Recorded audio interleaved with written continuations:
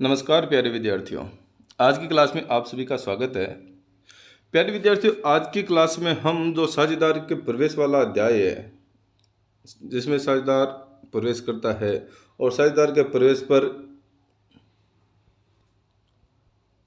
ख्याति का जो मूल्यांकन है वो किस प्रकार से किया जाता है, ख्याति का जो लेखांकन है वो किस प्रकार से किया जाता है और नया लाभ विभाजन अनुपात कैसे निकाला जाता है, उन महत्वपूर्ण प्रश्नों को आज की क्लास में शुरू करते हैं। प्यारे विद्यार्थियों, क्लास शुरू करने से पहले मैं आपसे कहूँगा, यदि आपने अभी तक चैनल को सब्सक्राइब नहीं किया है तो आज चैनल को सब्सक्राइब करें और वीडियो को पूरा एंड तक देखें और वीडियो को लाइक करें, शेयर करें और कमेंट ज़रूर करें। देखिए कि जो कुछ प्रश्न हैं वो आपके सामने लिखे हुए हैं, जिसमें हम शुरुआत करते हैं पहले प्रश्न की, जो ख्याति से संबंधित है, ख्याति के मूल्यांकन से संबंधित है। प्रश्न में लिखा गया एक फर्म का लाभ वर्ष 2013, 2014, 2015 और 2016 के लिए क्रमशः 16,000, 20,000, 24,000 और 32,000 है। ठीक है। फर्म में 1 लाख रुपए की पूंजी का विनियोग है। विनियोग पर प्रतिफल की सामान्य दर है वो 18% वार्षिक है। पिछले 4 वर्षों के औसत अधिलाभ के 3 वर्ष की क्रय के आधार पर ख्याति की गणना करनी, यानी ख्याति की गणना अधिलाभों के 3 वर्षों के क्रय के आधार पर करनी है। यानी अधिलाभ निकाल के उसको 3 से गुणा करेंगे तो किसका मूल्यांकन हो जाएगा? ख्याति का मूल्यांकन हो जाएगा। तो पहले विद्यार्थियों, अधिलाभ कैसे निकलता है? तो अधिलाभ हमें पता है कि जब औसत लाभ में से सामान्य लाभ हम घटा देते हैं, एवरेज प्रॉफिट में से नॉर्मल प्रॉफिट घटा देते हैं, तो क्या निकलता है? सुपर प्रॉफिट अधिलाभ निकलता है। तो चलिए प्रश्न को हल करते हैं। देखिए, प्रश्न को हल करते हैं तो सबसे पहले हमें ख्याति का सूत्र लिखना है। ख्याति बराबर अधिलाभ गुणा क्रय किए गए वर्षों की संख्या। ठीक है। अब इसमें देखिए 5,000 अधिलाभ है, जिसकी गणना नीचे वर्किंग नोट में मैंने दिखा रखी है, उसमें समझना आप। और प्रश्न में लिखा गया है कि अधिलाभ के 3 वर्ष के क्रय के आधार पर ख्याति की गणना कीजिए। तो हमने 5,000 को कितने से गुणा किया? 3,000 से। तो 5,000 को 3 से गुणा किया, हमारी ख्याति कितनी आ गई? 15,000। तो चलिए 5,000 कैसे मैं आपको समझाता हूँ। तो अधिलाभ का सूत्र होता है औसत लाभ माइनस सामान्य लाभ। अब औसत लाभ की हम बात करते हैं तो औसत लाभ प्रश्न में दिया गया नहीं है। प्रश्न में तो क्या दिया गया है? 4 वर्षों का लाभ दिया गया है, 2013 का, 14 का, 15 का, 16 का। कितना? 16, 20, 24 और 32।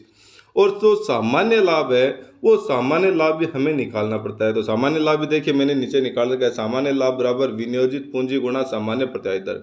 अब प्रश्न में विनियोजित पूंजी तो 1 लाख है, सामान्य प्रत्याय दर 18% है। तो 1 लाख गुणा 18/100 करने पर सामान्य लाभ कितना आ गया? 18,000 रुपये आ गए। वो हमने यहाँ दिख दिए। अब औसत लाभ है तो औसत लाभ हमें निकालना पड़ेगा, या प्रश्न में दिया गया होगा। तो औसत लाभ के लिए हमने क्या किया कि 16,000 प्लस 20,000 प्लस 24,000 प्लस 32,000, संख्या कितनी हो गई? 1, 2, 3, 4। तो हमने 4 का भाग लगा दिया। औसत का सूत्र आपको प्यारे विद्यार्थियों पता होगा कि राशियों का योग बटे राशियों की संख्या होती है। तो हमने राशियों को जोड़कर उनकी संख्या का भाग लगाया। तो 92,000 में 4 का भाग लगाने पर हमारा औसत लाभ कितना आ गया? 23,000 रुपये आ गया। और सामान्य लाभ आया था 18,000 रुपये। तो 23,000 में से 18,000 रुपये, यानी औसत लाभ में से सामान्य लाभ हमने घटाया तो हमारा अधिलाभ कितना आया? 5,000 आया। और प्रश्न में कहा गया है कि अधिलाभों के 3 वर्ष के क्रय के आधार पर आपको ख्याति की गणना करनी है। तो ख्याति बराबर क्या हो गया? अधिलाभ गुणा क्रय किए गए वर्षों की संख्या। गुणा में क्या लिखेंगे? क्रय किए गए वर्षों की संख्या। तो अधिलाभ 5,000, क्रय किए गए वर्षों की संख्या प्रश्न में दे रखी है 3 वर्षों के क्रय के आधार पर। तो ख्याति की राशि कितनी आ गई प्यारे विद्यार्थियों? 15,000 रुपये आ गई। ठीक है। चलिए अगला प्रश्न करते हैं। अगला प्रश्न है कि राजन और रजनी फर्म में साझेदार है। उनकी पूंजी राजन की 3 लाख है और रजनी की 2 लाख रुपए है। वर्ष 2015-16 के दौरान फर्म ने 1,50,000 रुपए का लाभ अर्जित किया। पूंजीगत विधि से ख्याति की गणना यह मानते हुए करेंगे प्रत्याय की दर कितनी है? 20% है। देखिए प्यारे विद्यार्थियों, हमें इसमें कौन सी विधि अपनानी है? पूंजीगत विधि या पूंजीकरण विधि अपनानी है। और इसके अलावा हमें जो पूंजी दे रखी है वो राजन की 3 लाख है और रजनी की 2 लाख है। तो कुल पूंजी 5 लाख हो गई। प्रत्याय की दर वो 20% है। और फर्म में जो लाभ है वो कितना कमा रखा है? 1,50,000 कमा रखा है। तो प्यारे विद्यार्थियों, जो ख्याति हम पूंजीगत विधि या पूंजीकरण विधि से निकालते हैं उसका सूत्र होता है अधिलाभ बटा सामान्य प्रत्याय की दर गुणा 100। क्या सूत्र होता है? अधिलाभ बटा सामान्य प्रत्याय की दर गुणा 100। अब अधिलाभ की बात करते हैं तो अधिलाभ कैसे निकालते हैं वो भी आपने ऊपर वाले प्रश्न में देखा कि अधिलाभ निकलता है वो औसत लाभ माइनस सामान्य लाभ से निकलता है। और सामान्य लाभ कैसे निकलता है? तो सामान्य लाभ निकलता है विनियोजित पूंजी गुणा सामान्य प्रत्याय की दर। देखिए पहले विद्यार्थियों, सबसे पहले हम सामान्य लाभ निकालते हैं। सामान्य लाभ का सूत्र होता है विनियोजित पूंजी गुणा सामान्य प्रत्याय की दर। और विनियोजित पूंजी 3 लाख एक की है, राजन की है, 2 लाख रजनी की है, तो दोनों को जोड़ने पर पूंजी कितनी होगी 5 लाख, उसका 20% निकालेंगे प्रत्याय दर, तो अपने पास सामान्य लाभ कितना आ गया 1 लाख रुपया आ गया। अब प्रश्न में जो लाभ दिया गया है वो दे रखा है 1,50,000 रुपये। तो अधिलाभ के लिए सूत्र क्या लगाएंगे, औसत लाभ माइनस सामान्य लाभ। तो औसत लाभ 1,50,000 जो प्रश्न में दिया गया है, और 1 लाख सामान्य लाभ आया है, तो 1,50,000 में से 1 लाख घटाया तो हमारा अधिलाभ कितना आ गया 50,000 रुपये आ गया। तो प्यारे विद्यार्थियों, सूत्र के हिसाब से संख्या जब हम रखेंगे तो सूत्र क्या कहता है, अधिलाभ बटा सामान्य प्रत्याय की दर गुणा 100। अधिलाभ 50,000 बट्टा सामान्य की प्रत्याय की दर 20% गुणा 100। हल करने पर हमारी ख्याति कितनी आएगी 2,50,000। तो प्यारे विद्यार्थियों, हमने ये ख्याति का जो मूल्यांकन है वो सीखा है कि जब अधिलाभों की विधि या पूंजीकरण विधि के तहत प्रश्न पूछा जाए तो किस प्रकार से हम ख्याति का मूल्यांकन करेंगे। चलिए अगला प्रश्न देखते हैं।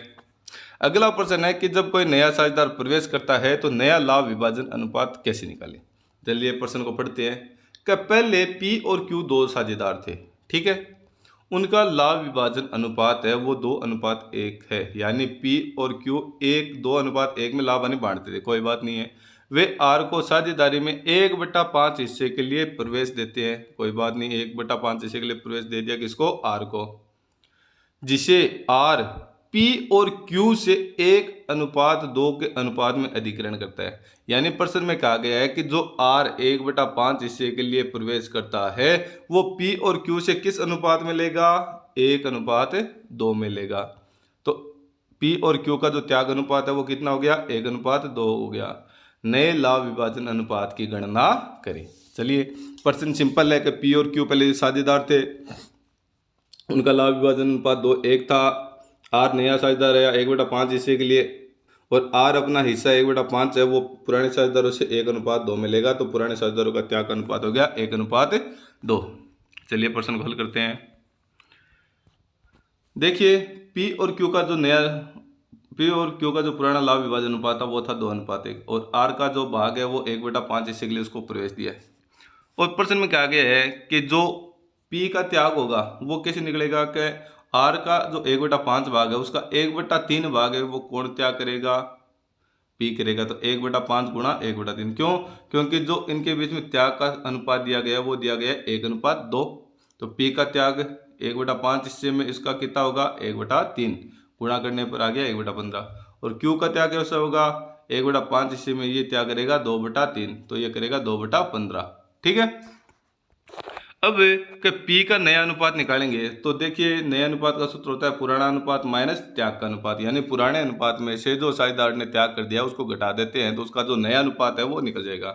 तो P और Q का जो पुराना अनुपात था वो था 2:1, तो P का जो पुराना अनुपात है वो हो गया 2/3। P ने त्याग किया 1/15, हमने लघुत्तम लिया, लघुत्तम आ गया 15। हल करने पर 5 × 15 और 2 × 5 = 10 और 15 × 15, हल करने पर 9/15। फिर किसका निकालेंगे, Q का।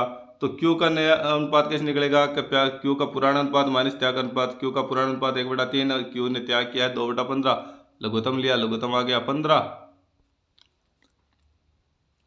तो 5 दिए 15, 5 आ गया, 15 × 15 2 आ गया, तो 3/15, 5 में से 2 गया 3, 3/15। और R का नया अनुपात है, तो R का नया अनुपात, तो R कितने हिस्से के लिए है 1/5 हिस्से के लिए। अब देखिए P का है 9/15, तो इसके बटे में कितना है 15, और Q का है वो कितना है 3/15, इसके बटे में कितना है 15। तो जो R का 1/5 है इसके बटे में 15 लाने के लिए हमने इनको गुणा कर दिया 3/3 से, तो 3 और 5 × 15, तो क्या हो गया 3/15। तो जो नया लाभ विभाजन अनुपात है इन तीनों का वो क्या बना 9:3:3, 3 से काट दिया तो 3 × 9, 3 × 3, 3 × 3, तो नया अनुपात इनका क्या बनेगा 3:1:1। तो फिर विद्यार्थियों जब भी कोई नया साझेदार प्रवेश करता है और नए साझेदार के प्रवेश समय पुराने साझेदारों के त्याग के बारे में यदि कोई सूचना दी गई है कि साझेदार 2:1 में त्याग करता है, साझेदार बराबर त्याग करता है या साझेदार किस अनुपात में त्याग करते हैं, तो नया अनुपात निकालने के लिए जो पुराने साझेदार त्याग करे हैं वो उनके पुराने अनुपात में से घटाकर हम नया अनुपात निकाल लेंगे, ये ध्यान रखना आपको, ठीक है। चलिए अगला प्रश्न करते हैं हम। अगला प्रश्न कहता है कि x और y साझेदार है, लाभ विभाजन अनुपात उनका है 3:2। जेड को 1/5 हिस्से के लिए फर्म में प्रवेश देते हैं, जो कि एक्स और वाई से क्या लेंगे, बराबर लेंगे। यानी आधा तो लेगा एक्स से और आधा लेगा वाई। यानी जो जेड 1/5 हिस्से के लिए प्रवेश आया है, इसका 1/2 तो एक्स से लेगा और 1/2 वाई से लेगा। यानी दोनों से कितना लेगा, 1/10 लेगा। चलिए, और नए लाभ विभाजन अनुपात की गणना कीजिए। तो प्यारे विद्यार्थियों, अभी मैंने बताया कि जब नए साझेदार के प्रवेश के समय जो पुराने साझेदार त्याग करते हैं, उस त्याग को पुराने साझेदारों के अनुपात में से घटा देते हैं, तो नया अनुपात हमें प्राप्त हो जाता है। तो एक्स और वाई का जो वर्तमान में लाभ विभाजन अनुपात है वो है 3:2। जेड को कितने हिस्से के लिए प्रवेश दिया, 1/5 हिस्से के लिए। अब खास बात यह है कि जो जेड का 1/5 हिस्सा है वो एक्स और वाई है वो बराबर अनुपात में देंगे, यानी 1:1 या आधा आधा देंगे। ठीक है, तो x का त्याग निकालेंगे तो x का त्याग कितना होगा कि z का हिस्सा 1/5, जिसका 1/2 तो कौन देगा, x देगा, तो इसका त्याग कितना हो गया, 1/10। और y भी कितना त्याग करेगा, 1/5 का आधा देगा, तो 1/5 गुणा 1/2, इसका त्याग भी कितना हो गया, 1/10 हो गया। ठीक है, तो अब के नया अनुपात कैसे निकालेंगे, तो नया अनुपात x का निकालेंगे तो सूत्र होता है पुराना अनुपात माइनस त्याग का अनुपात।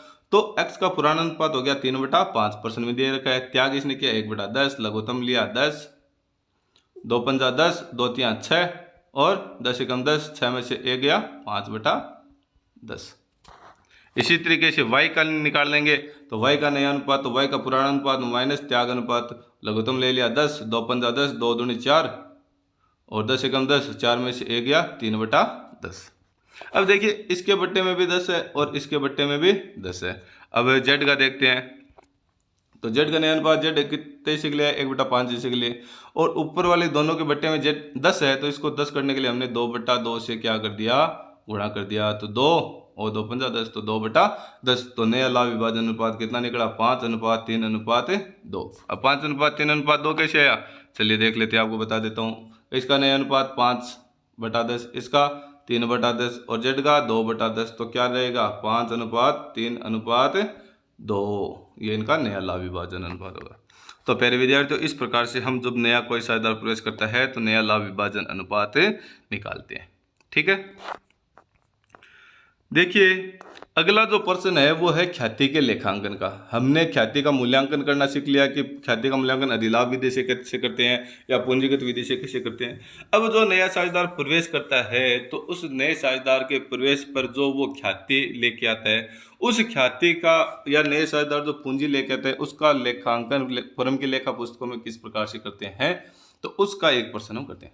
पहले विद्यार्थियों, मैं एक चीज आपको बता देता हूं कि जब नया साझेदार प्रवेश करता है तो वो लाभों में हिस्सा प्राप्त करने के लिए क्या लाता है, ख्याति लाता है। ठीक है, और संपत्ति में हिस्सा प्राप्त करने के लिए वो क्या लाएगा, पूंजी लाएगा। इस चीज को आप ध्यान रखोगे। ठीक है, एक चीज मैं और बता देना चाहता हूं कि जब कोई भी नया साझेदार प्रवेश के समय जो ख्याति लाता है, नया साझेदार प्रवेश के समय जो ख्याति लाता है उसको पुराने साझेदार, कौन है, पुराने साझेदार त्याग के अनुपात में बांटेंगे। किस अनुपात में, ये हमेशा आपको याद रखना है कि जब नए साझेदार प्रवेश के समय जो ख्याति लाता है उसको पुराने साझेदार हमेशा त्याग के अनुपात में बांटेंगे। इसके अलावा समस्त जो बंटवारा होता है वो लाभ हानि अनुपात में होता है, लेकिन नए साझेदार द्वारा लाई गई ख्याति हमेशा त्याग के अनुपात में पुराने साझेदारों में बांटी जाती है। ठीक है, चलिए प्रश्न को पढ़ते हैं। पहले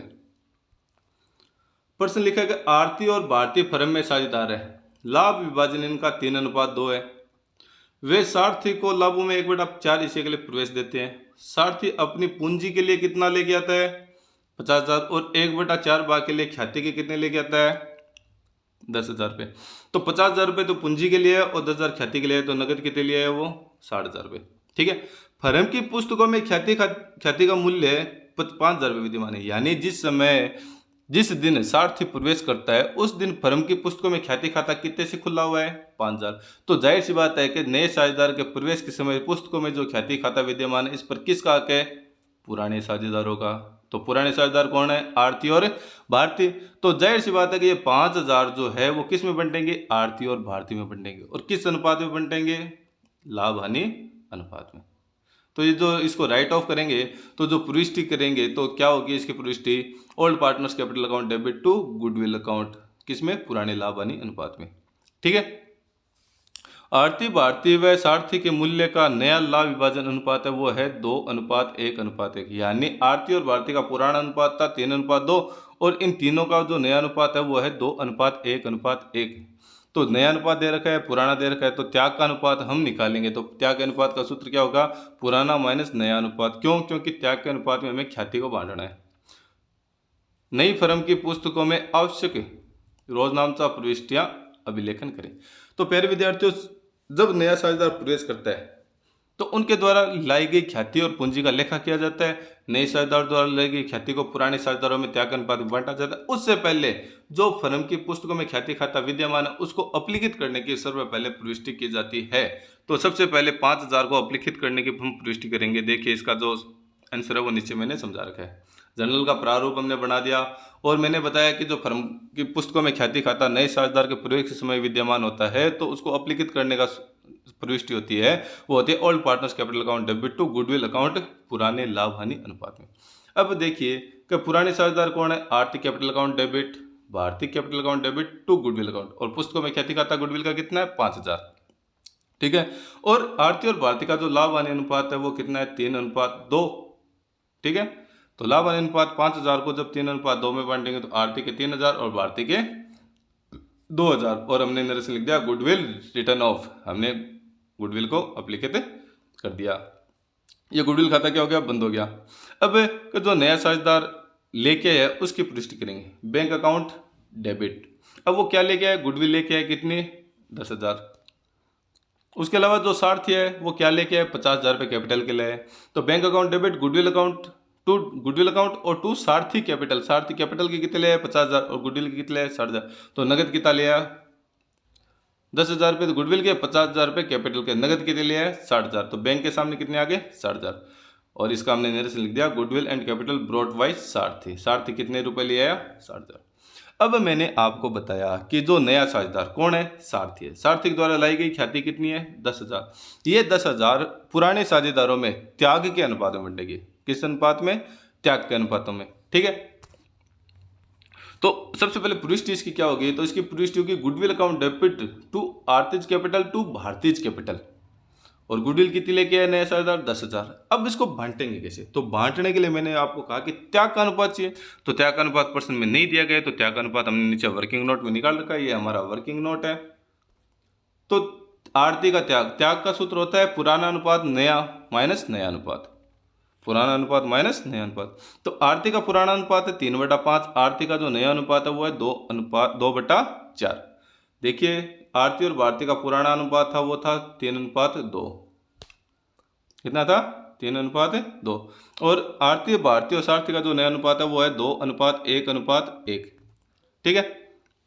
तो आरती की बात करते हैं, तो आरती का जो पुराना अनुपात हो गया वो हो गया 3/5। क्यों? क्योंकि इनका जो पुराना अनुपात है वो 3:5 है। और इसका जो नया अनुपात है वो है 2:1:1। तो 2 और 1 3 और 1 4। तो इसका जो नया अनुपात हो गया वो हो गया 2/4। हमने लघुत्तम लिया, लघुत्तम आ गया 20। हल करने पर कितना आया? 2/20। इसी प्रकार से भारती का त्याग निकालेंगे। तो भारती का जो पुराना है वो है 2/5, भारती का नया है 1/4। लघुत्तम लिया 20, हल करने पर आ गया 3/20। तो इनका त्याग का अनुपात कितना आया? आरती और भारती का 2:3 आया। तो 10,000 को जब 2:3 में बांटेंगे, जो गुडविल त्याग अनुपात में बांटनी है 10,000 को, तो आरती के कितने? 2,000 और भारती के कितने? 6,000। अब ये कैसे निकला कि 10,000 गुणा 2/5, ये तो आरती का है, 2 पंजा 10, 2 दूनी 4। ठीक है। और भारती का कितना है? 3/5, तो 2 पंजा 10 और 5 3 2 3 6। तो इसके 6,000 और इसके 4,000। नरेशन लिख दिया Sarathi goodwill credited to old partners in sacrifice ratio 3:2। तो जो 2:3 सेक्रीफाइस रेशियो है कितना है? 2:3। यहाँ से गलती से मैंने 3:2 लिख दिया, इसको ठीक कर लेना। 2:3 होगा, 3:2 नहीं होगा। तो हमने 10,000 रुपये को पुराने साझेदारों में त्याग के अनुपात में बांट दिया। किस अनुपात में? त्याग के अनुपात में। ये 2:3 कर लेना। ठीक है। तो इस प्रकार से हम जब नया साझेदार प्रवेश करता है तो उसकी ख्याति का लेखांकन फर्म की पुस्तकों में करते हैं। चलिए एक प्रश्न और देखते हैं साझेदार के प्रवेश पर। एक चीज़ मैं आपको बता देना चाहता हूँ कि जब नया साझेदार फर्म में ख्याति नकद में लाता है तो हम प्रविष्टि क्या करते हैं कि goodwill account to old partners capital account किस अनुपात में, त्याग अनुपात में। ये स्थिति कब होती है, जब वो नकद लेके आता है। ठीक है, अब मान लेते हैं कि साझेदार है, जो नया साझेदार है आ गया, लेकिन वो अपने ख्याति की राशि नगद लाने में असमर्थ है। तब क्या स्थिति होगी, तो नए साझेदार का हम क्या खोलेंगे, चालू खाता खोलेंगे। क्या खोलेंगे, चालू खाते। यानी जो ख्याति पे बांटने की प्रविष्टि होगी वो क्या होगी, new partners current account debit to old partners capital account. किस अनुपात में, त्याग के अनुपात में। ये आप ध्यान रखोगे। ठीक है, चलिए इस प्रश्न में समझते हैं कैसे होगा। कर राम और श्याम साझेदार है तथा 3:2 के अनुपात में लाभ विभाजन करते हैं। कोई दिक्कत नहीं है। मोहन को लाभों में 1/4 भाग के लिए प्रवेश देते हैं। स्वीकृत नया लाभ विभाजन अनुपात है वो 2:1:1 है। यानी पुराना अनुपात राम और श्याम का तो 3:2 है, और इनका राम श्याम मोहन का नया अनुपात है वो 2:1:1 है। मोहन पूंजी के रूप में 50,000 रुपये लाता है। इसका ख्याति में भाग 15,000 रुपये स्वीकृत हुआ, जिसे मोहन नगद लाने में असमर्थ हुआ। यानी मोहन का जो ख्याति है वो तो 15,000 है, लेकिन मोहन यहाँ पर नगद नहीं लाया, नगद लाने में असमर्थ है। तो फर्म की पुस्तकों में आवश्यक रोज नाम सा प्रविष्टि। देखिए, अभी हमने जो ऊपर प्रश्न किया उसमें तो क्या था कि वो अपनी फर्म की ख्याति नगद लाया था। तो जो पहली प्रविष्टि है लाने की, वो हमने क्या की, bank account debit to goodwill account to new partners capital account. और यहाँ पर सिर्फ साझेदार है वो क्या लेके आए, नगद है, पूंजी लेके आए 50,000। अपने हिस्से की ख्याति नगद लाने में असमर्थ है, तो वहाँ पर ख्याति नहीं आई है। तो ख्याति जब नया साझेदार नगद लाने में असमर्थ होता है तो नए साझेदार का क्या खुलता है, करंट अकाउंट। क्या, करंट अकाउंट से प्रविष्टि की जाती है। चलिए मैं आपको दिखाता हूँ कैसे। इसकी जर्नल बनाएंगे। तो जर्नल में सबसे पहले जो नया साझेदार है कौन है, मोहन है। तो वो क्या लाया, 50,000 रुपये पूंजी की लाया। तो पहले प्रविष्टि bank account debit to Mohan's capital account, कितने, 50,000 रुपये। क्यों, क्योंकि ख्याति तो नगद लाया नहीं, तो ख्याति की प्रविष्टि होगी नहीं। लाने की प्रविष्टि सिर्फ किसकी होगी, कैपिटल की होगी। तो कैपिटल ब्रॉट बाय मोहन, ये प्रविष्टि होगी। दूसरी प्रविष्टि जो 15,000 रुपये की ख्याति है वो किस में बंटेगी, पुराने साझेदारों में बंटेगी। किस अनुपात में बंटेगी, त्याग के अनुपात में बंटेगी। ठीक है, तो हमारे पास ख्याति नगद में नहीं आई है, तो जो नया साझेदार आया मोहन, उसका चालू खाता डेबिट करेंगे। गुडविल अकाउंट की जगह क्या करेंगे, चालू खाता डेबिट करेंगे। तो प्रविष्टि क्या होगी, मोहन करंट अकाउंट डेबिट कितने रुपए, 15,000 रुपये to Ram's capital account to Shyam's capital account. यानी जब साझेदार ख्याति नगद लाता है तो प्रविष्टि बनती है goodwill account debit to old partners capital account, जब नगद लाता है। और बंटती किस अनुपात में, त्याग अनुपात में। अब जब नगद नहीं लेके आता है तब प्रविष्टि क्या बनती है, new partners current account debit to old partners capital account, और वो भी किसमें बंटेगी, त्याग अनुपात में। तो इस प्रश्न में देखिए कि जो 15,000 रुपये जो मोहन करंट अकाउंट को डेबिट किए हमने, वो टू राम्स कैपिटल अकाउंट और टू श्याम्स कैपिटल अकाउंट में किस अनुपात में बंटेंगे, त्याग अनुपात में बंटेंगे। तो त्याग अनुपात हमें निकालना पड़ेगा। तो इसका देखिए वर्किंग नोट हमने नीचे बना रखा है। त्याग अनुपात बराबर सूत्र होगा पुराना अनुपात माइनस नया अनुपात। तो राम का देखिए त्याग अनुपात निकालते हैं, तो राम का पुराना अनुपात 3/5, राम का नया अनुपात 2/4, हल करने पर 2/20। श्याम का त्याग निकालेंगे तो पुराना है 2/5, नया है 1/4, हल करने पर आ जाएगा 3/20। तो राम और श्याम का जो त्याग अनुपात है वो कितना होगा, 2:3।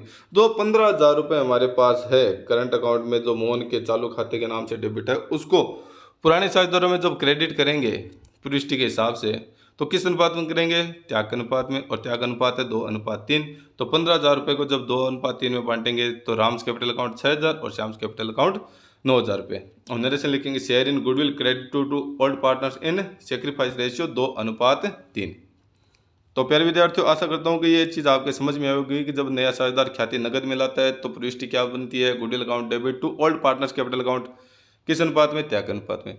और जब नया साझेदार ख्याति की राशि नगद लाने में असमर्थ है, सिर्फ पूंजी लाता है, तो पूंजी के नगद लाने की प्रविष्टि कर देंगे। और उसकी हिस्से की ख्याति के लिए प्रविष्टि हम जब करेंगे तो जो न्यू पार्टनर्स है उसका करंट अकाउंट तो डेबिट करेंगे और to old partners capital account करेंगे, वो भी किस अनुपात में, त्याग के अनुपात में। तो प्यारे विद्यार्थियों, आज की क्लास में हमने साझेदारी से संबंधित जो महत्वपूर्ण प्रश्न है परीक्षा की दृष्टि से उनको किया है, और ये सब प्रश्न आपके बहुत काम आएंगे परीक्षा में, क्योंकि इनके आने की पूरी संभावना है। तो आप इनको अच्छे से पढ़ें और इनका अभ्यास करें। यदि आपको किसी भी प्रश्न में किसी भी प्रकार की दिक्कत है तो आप कमेंट करके ज़रूर पूछे, मैं उनका जवाब दूंगा। तो प्यारे विद्यार्थी, आज की क्लास में इतना ही, बाकी हम नेक्स्ट क्लास में करेंगे। Thank you.